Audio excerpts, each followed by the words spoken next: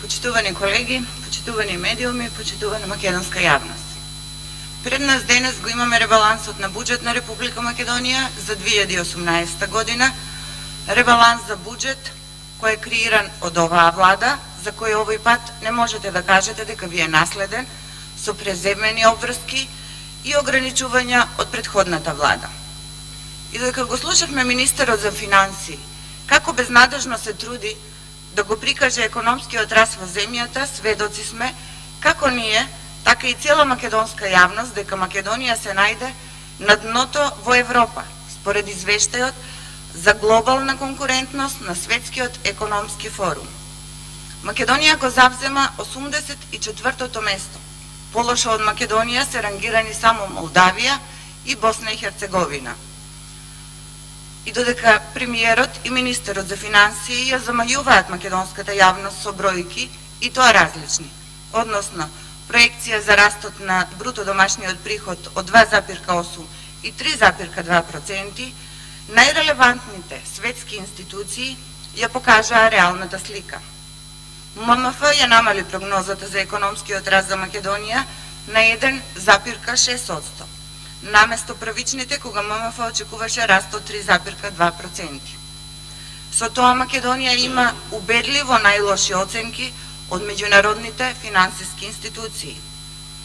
Македонија, благодарение на ова влада, го има рекордно најниското ниво на капитални инвестиции и покрај владините најави дека реализацијата ќе се забрза.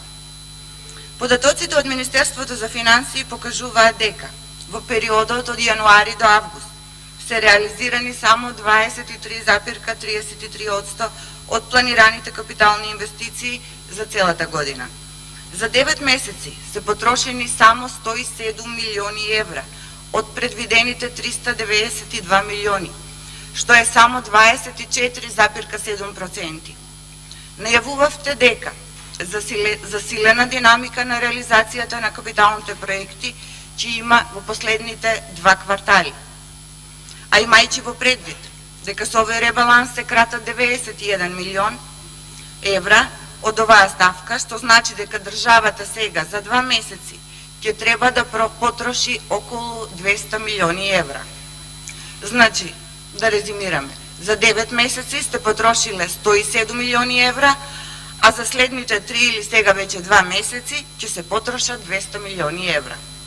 Ова не е преамбициозно. Ова веќе може да се смести во жанрот научна фантастика. Затоа и со право се нашите констатации дека овој ребаланс на буџетот е благо речено нереален.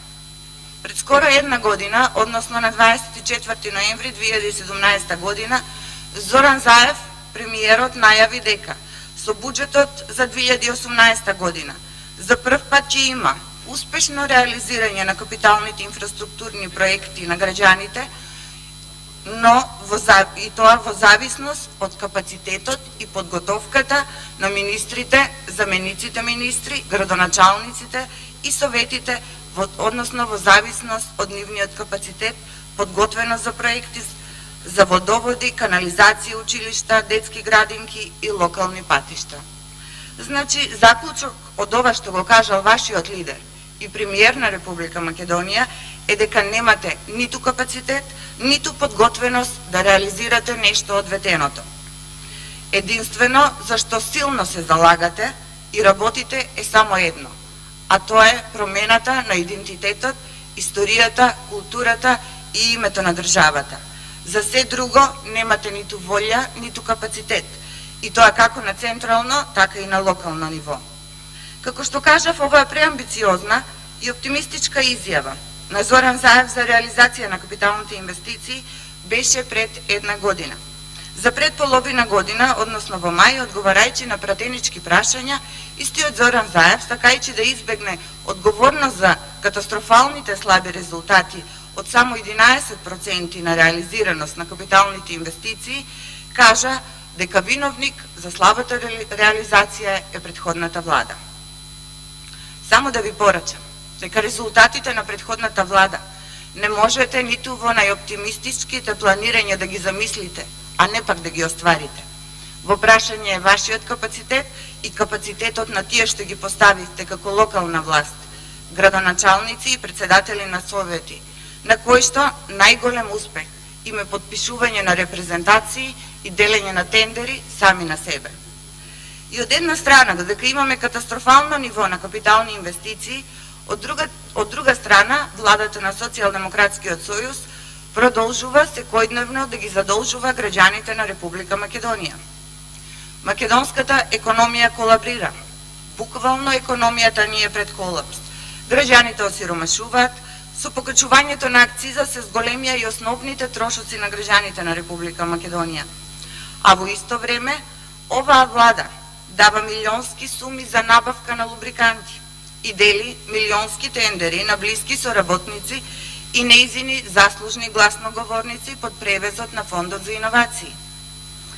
И наместо да имаат доблес вмешаните и одговорни за овој мега скандал, кој тежи околу 10,5 милиони евра, да си поднесат оставки од морални и етички причини, поради конфликт на интереси, злоупотреба на службена должност и уште ред други казниви дела, тие си започнале постапки за промена на собственичката структура. Фондот за иновации по повеќе од 2 месеци се уште нема донесена одлука за грантовите за фирмите поврзани со функционерите. Односно, дали тие 770.000 евра ќе завршат во рацете на фирми блиски на функционерите. И секако, како и за се друго, одговорност нема.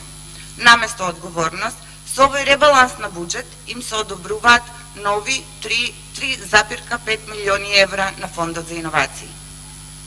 На амандманската расправа за ребалансот на буџет поднесив 4 амандмани за Неготино, амандмани кои потекнуваат од граѓаните на општина Неготино и кои се наша реална потреба.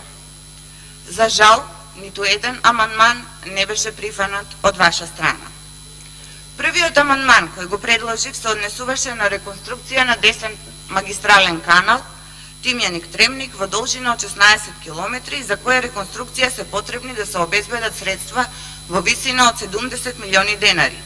Без образложение, амандманот беше одбиен. Овој канал за наводнување покрива 50% од обработливата земјоделска површина во општина Неготино.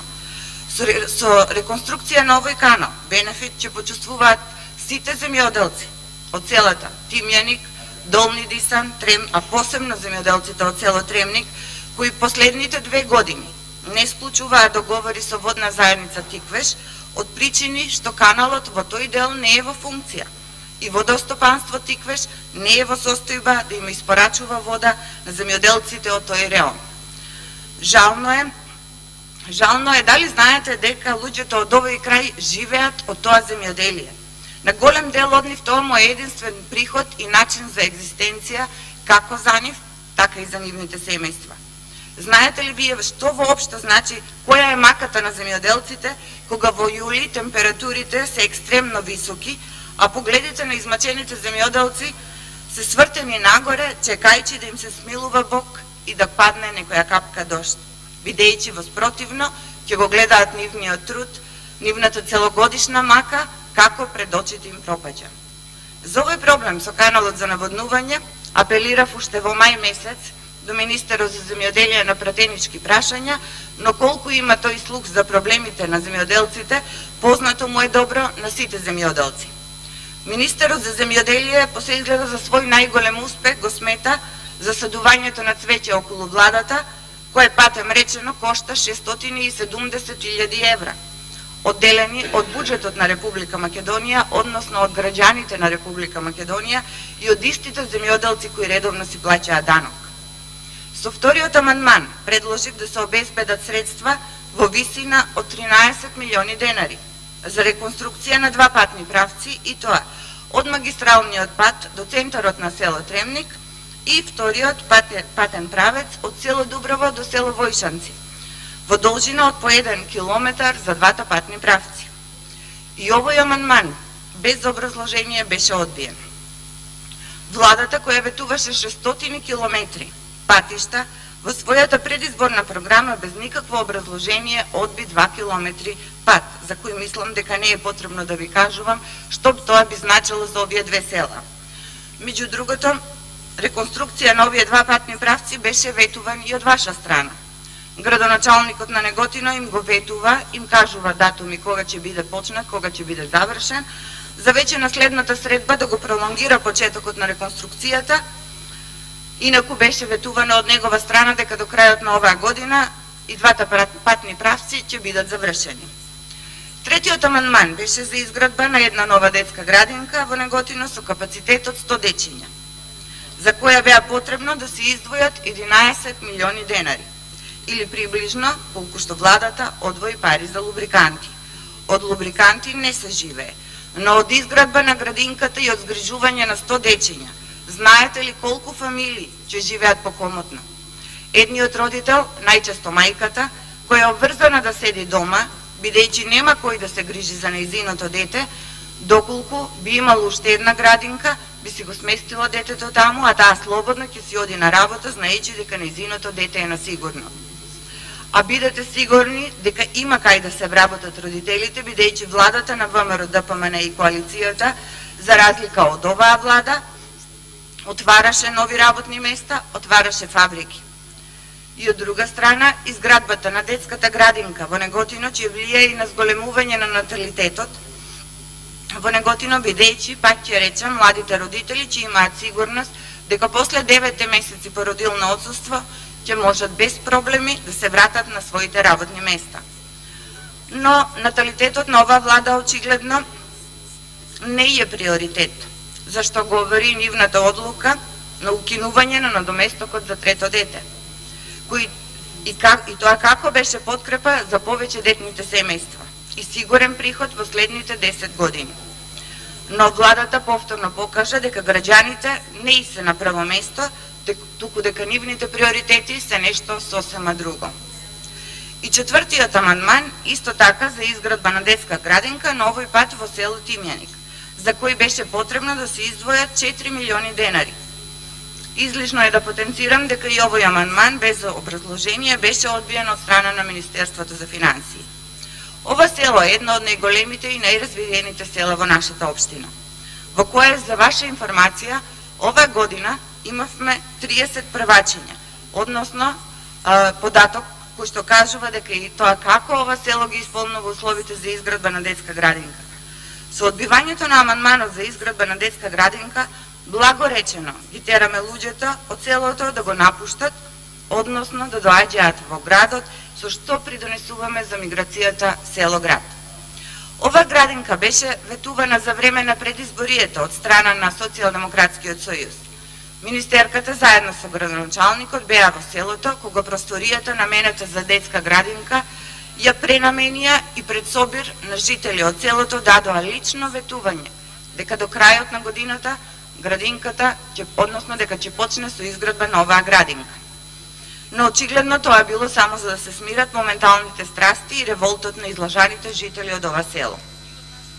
Пак ќе речем, овие амандмани беа директно посочени од жителите на општина Неготино како приоритет и се реални и конкретни проекти со кои ќе му се подобри животот на сите жители без разлика на нивната партиска, верска или национална припадност. Ништо што ветивте не исполнивте. Токму деновиве гледав едно видео од вашиот лидер и премиер Зоран Заев, кој што на предизборен митинг, ќе го цитирам, зборува за тетка Зоре, која ќе добие бесплатно лекување, тетка Маре, која ќе добие плата од 16.000 денари, за Спасе од Берово, кој ќе го продаде сирењето и децата ќе му се вратат од туѓина и од штала ќе направат фарма. За Иван, Чире, Златко, Беса, Уснија, Лука, кои ќе добијат вработување, дообразување, пракса или тренинг. За жал, по 18 месеци на власт, можеме да констатираме дека никој не доби бесплатно лекување, дека тетка Маре не доби плата од 16.000 денари, дека Спасе не го продаде сирењето, а ниту пак неговите деца се вратија од туѓина, како неговите, така и другите деца и млади не ни се вратија. А младите, ни Иван, ни Златко, ни сите тие други, ни било кои други не добија ниту вработување, ниту дообразување, ниту пракса, ниту тренинг. После 18 месеци владење, со жалење можеме да констатираме дека се што добија сите заедно е само едно, а тоа е губење на идентитетот и промената на името на државата. Ви благодарам.